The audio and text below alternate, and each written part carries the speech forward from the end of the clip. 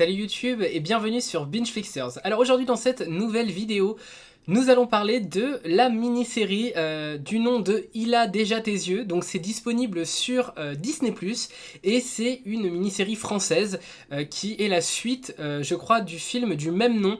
Et personnellement, je n'ai pas vu le film et pourtant j'ai énormément, vraiment énormément apprécié cette série. C'est le genre de série vraiment que personnellement j'adore, qui parle de situations de vie totalement réalistes, avec des personnages très bien décrits, à la psychologie vraiment bien mise en scène, où les personnages sont attachants, où ils nous laissent partager leurs sentiments, leurs émotions et leurs difficultés qu'ils ont au quotidien, qui nous laissent vraiment entrevoir l'intérieur de leur personnalité et où on nous crée des intrigues qui sont pas forcément hyper compliquées à comprendre, qui se comprennent tout de suite et qui peuvent être partagées par énormément de gens et qui peuvent être comprises et pour lesquelles on va très vite, qui vont faire qu'on va très vite s'attacher au personnage. Voilà, c'est exactement vraiment ce que j'adore. Et Il a déjà tes yeux, c'est une série que j'ai vraiment adorée. J'en avais pas du tout entendu parler avant. Je suis tombé totalement dessus par hasard pendant que je faisais un peu ma liste sur Disney+, parce que sur Disney+, c'est vrai que je regarde assez peu de choses dessus, et je me suis dit un jour, je vais regarder ce qu'il y a sur Disney+, et honnêtement, c'est venu dans mes recommandations assez rapidement. Je sais plus ce que j'avais regardé avant, mais je crois que ça l'avait mis à la suite de quelque chose que j'avais regardé. Et franchement, c'est une incroyable découverte que j'ai trouvé géniale. Les acteurs sont vraiment très bons. C'est vraiment de super acteurs. Et voilà. Et l'intrigue est super prenante. Donc, globalement, l'intrigue, ça parle de quoi ? Eh bien, on a Paul et Salimata, qui sont, je crois, antillais et sénégalais. Et ils ont eu donc un enfant tous les deux, du nom de Noé. Oui, c'est Noé. Ils ont un enfant qui s'appelle Noé et ils vont décider d'adopter un deuxième enfant. Et ce deuxième enfant qu'ils vont adopter est blanc. Donc forcément, ça crée pas mal de situations où voilà. Mais franchement, ça parle pas trop de racisme. Je pensais que ça en parlerait un petit peu plus, mais ça parle vraiment pas trop de racisme. Il y a juste certains moments au niveau de l'administration, où ça parle un petit peu de racisme, notamment avec une scène dans l'hôtel où ils sont reçus un petit peu de manière abrupte par le gérant de l'hôtel, mais à part ça, franchement, ça parle pas trop de racisme. Et donc voilà, donc ils vont adopter donc cet enfant blanc, et c'est notamment le propos principal du film. Et donc là, on est 14 ans après l'adoption de Benjamin, donc c'est l'enfant blanc. 14 ans après l'adoption de cet enfant, on est face à l'adolescence des deux enfants, donc de Noé et Benjamin. Et ils vont essayer d'évoluer comme ça, de grandir, de passer cette adolescence avec pas mal d'intrigues autour notamment du personnage de Paul et de son père, parce que Paul, ça fait longtemps qu'il a perdu de vue son père. Je crois qu'il s'est fâché assez fortement avec lui.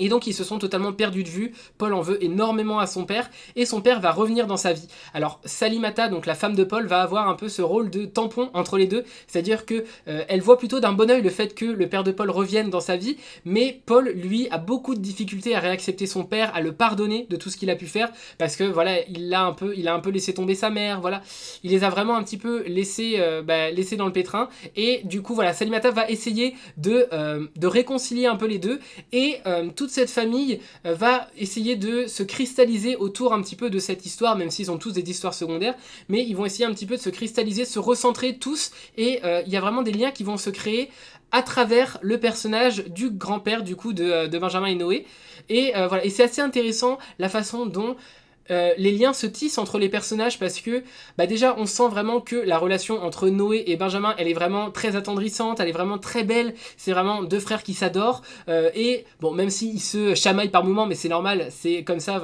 quand on est entre frères, c'est normal de se chamailler par moments, mais vraiment ils ont une très jolie relation, vraiment c'est très très beau à voir. Il y a pas mal de moments qui sont vraiment hyper touchants, aussi bien chez les enfants que chez les parents. Il y a pas mal de situations vraiment très émouvantes. C'est vraiment une série qui nous fait ressentir pas mal de choses, pas mal d'émotions, aussi bien le rire que, pas forcément la tristesse, mais c'est plus, ça nous fait monter les larmes, mais pas forcément parce qu'on est triste, mais plus parce qu'on a envie que les personnages réussissent, on est content de les voir évoluer, on est content de les voir réussir, les voir atteindre leur but. C'est vraiment passionnant de les suivre, vraiment c'est des personnages très très attachants, et c'est aussi pour ça, dès qu'ils sont un petit peu blessés, on se sent aussi nous blessés, tellement ils retranscrivent bien ce qu'ils ressentent. Franchement c'est vraiment très intéressant à ce niveau-là. Moi en tout cas c'est vraiment le côté qui m'a séduit dans cette série-là. Et puis il y a aussi une seconde intrigue, autour, donc évidemment évidemment les deux enfants qui vont essayer d'évoluer chacun de leur côté. Noé, c'est plutôt celui qui réussit très bien à l'école, qui fait du piano, voilà, il est vraiment très très appliqué, c'est vraiment un peu la grosse tête. Et de l'autre côté, il y a Benjamin qui, lui, a beaucoup plus de difficultés à l'école, mais d'un autre côté, il est beaucoup plus populaire. Et il va y avoir toute une intrigue autour notamment de la petite amie de Benjamin, voilà le flirt que Benjamin va avoir avec une fille qui plaît énormément à Noé. Et donc ça va un petit peu les mettre en conflit tous les deux, et il y a toute une intrigue, tout un conflit comme ça qui va se créer, où ils vont vraiment se fâcher tous les deux. Et c'est vraiment triste à voir, parce qu'on sait qu'ils s'aiment profondément au fond l'un l'autre, mais les voir comme ça se déchirer, se faire la tête, vraiment, mais...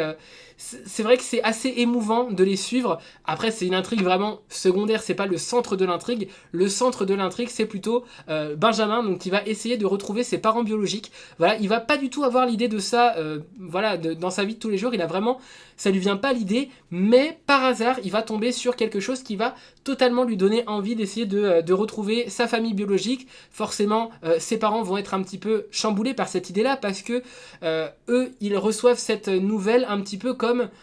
est-ce qu'ils ne considèrent pas nous comme ses parents? Est-ce que on a fait quelque chose de mal? Est-ce qu'on ne s'en occupe pas assez bien? Est-ce qu'on ne lui apporte pas assez d'amour? Voilà, il y a tous ces questionnements qui vont naître en Sally et Paul, les parents adoptifs de Benjamin, et qui vont faire que ils vont pas trop savoir sur quel pied danser vis-à-vis de ce désir de Benjamin de connaître sa famille biologique. Et Benjamin va un petit peu mal le prendre, parce qu'il va pas forcément comprendre pourquoi est-ce qu'on lui refuserait de connaître ses parents, parce que lui, déjà, pour lui-même, c'est une démarche assez difficile, parce qu'il sait pas trop à quoi s'attendre. C'est une démarche assez courageuse quand même d'aller voir ses parents, et surtout que y a le fait que si jamais ils font une demande de connaître les parents biologiques, et que les parents biologiques refusent de donner suite à la demande, ils n'ont pas la possibilité de recommencer. Donc ça donne un certain suspense aussi à la série, où on a vraiment envie que Benjamin apprenne à connaître sa famille, parce que vraiment c'est un enfant très gentil, très, très agréable au quotidien, et on a vraiment envie qu'il ait le droit lui aussi de connaître sa famille biologique. Et voilà, il y a pas mal de situations assez émouvantes autour de cette intrigue là aussi. Voilà, c'est vraiment... En fait, cette série, globalement, a plusieurs intrigues, et toutes les intrigues à chaque fois sont tournées d'une façon assez émouvante, mais sans que ça tombe vraiment trop dans le pathos, quoi. C'est jamais vraiment lourd, en fait, les intrigues autour, les émotions qui nous font parvenir ne sont jamais vraiment lourdes. L'humour, c'est toujours assez superflu, voilà, c'est toujours assez léger, c'est bien dosé, c'est jamais vraiment de l'humour lourd.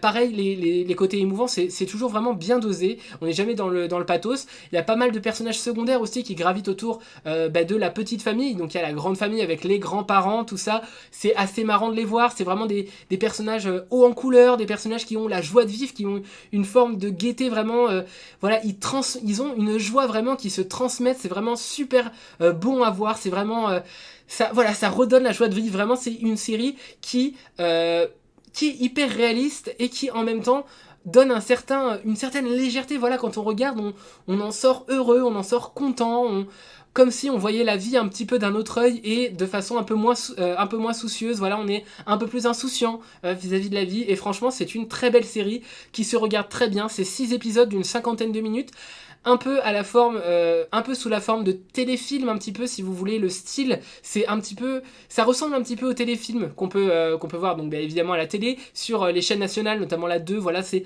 un peu ce genre de série qu'on peut retrouver, qui est très bon enfant, une très bonne joie de vivre, avec quand même des intrigues intéressantes, mais qui reste toujours très réaliste, et dans une description de la vie qui est assez proche de celle de tout un chacun, c'est-à-dire que tout le monde peut se retrouver un petit peu dans ces personnages-là, et c'est ça aussi qui fait la force, je pense, de la série.